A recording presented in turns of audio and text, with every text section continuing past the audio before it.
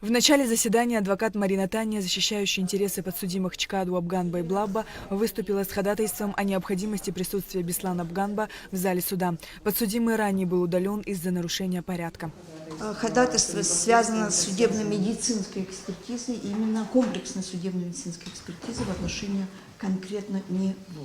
Согласно официальной версии обвинения, во время вооруженного нападения в целях самообороны Алхас Авизбе произвел не менее 6 выстрелов из имевшегося при нем пистолета в сторону Беслана Бганба. В результате Бганба получил ранение правого бедра. Согласно выводам экспертизы, у Бганба обнаружено множество рубцов. Судмедэксперт идентифицировал это повреждение как слепое огнестрельное ранение, и давностью ранения обозначает сроки не менее 6 месяцев и не более 1,5 лет. Однако, по словам стороны защиты, экспертиза не дала ответ на главные вопросы. Является ли это ранение осколочным, пулевым или дробовым, и каким видом огнестрельного оружия оно нанесено? Мною было направлено письмо к главному врачу республиканской больницы Хатхла. Прошу вас обеспечить явку врачей Берзения и Чагала на судебное заседание в качестве свидетелей. В связи с чем мы просили бы суд оказать нам в этом помощь и вызвать Берзения Чагала и, если возможно, в один день и самого эксперта. Чем это вызвано? Потому что заключение, полученное на Бганба Беслана Тотовича, оно неполное, не соответствует требованиям уголовно-процессуального законодательства, и на все вопросы получены ответы. В связи с чем мы хотели бы их здесь допросить в зале судебного заседания. Сторона гособвинения отметила, что Бобу, Берзения и Чагава могут быть допрошены не как свидетели, а в качестве экспертов. Мы сами тоже выслушаем их, если есть какие-то вопросы для разъяснения. Государственное обвинение в этом заинтересовано. Посовещавшись, судебная коллегия удовлетворила ходатайство адвоката Чкадуа пригласить на следующее судебное заседание экспертов Бобуа, Берзения и Чагава. Снова адвокаты выдвинули ходатайство, чтобы Бганба лично присутствовал во время допроса экспертов. Мнения сторон гособвинения по этому поводу разделились. На данном этапе я считаю, что преждевременное возвращение его в зал, и необходимо будет поставить заново вопрос, когда будут обеспечены явка экспертов. Что касается Бганба, его возвращения в зал, я воздержусь, вопрос пусть останется на усмотрение суда. Я, в принципе, не против. Свое мнение высказала и представляющая интересы потерпевших Ливарса и Хаджарата Шамба адвокат Инга Габилая. В отношении него судебное заседание, тем более в части допроса экспертов, это, конечно, важно.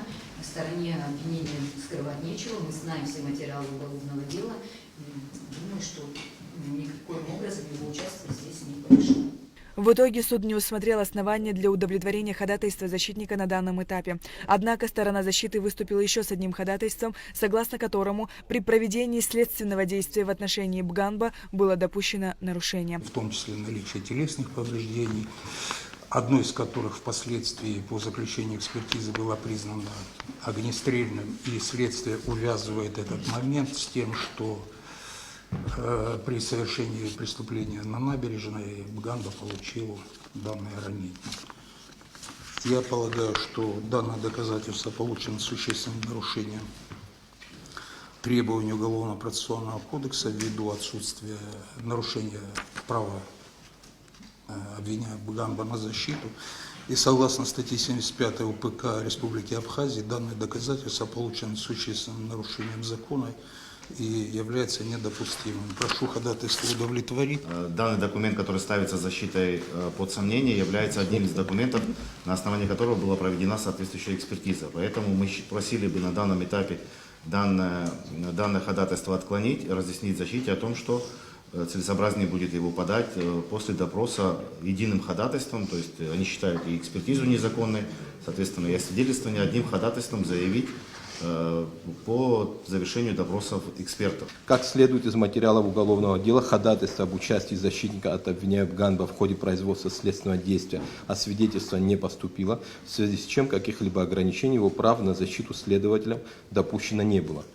Учитывая изложенные основания, предусмотренных статьей 75 Уголовно-процессуального кодекса, для признания протокола свидетельства Бганба от 8 мая 2020 года недопустимым доказательством не имеется. Выслушав мнение сторон, судебная коллегия удовлетворила ходатайство Шенкао. Судебная коллегия приходит к выводу о том, что протокол освидетельствования получен с существенным нарушением требований УПК Республики и является недопустимым доказательством, поскольку следователям нарушено право на защиту.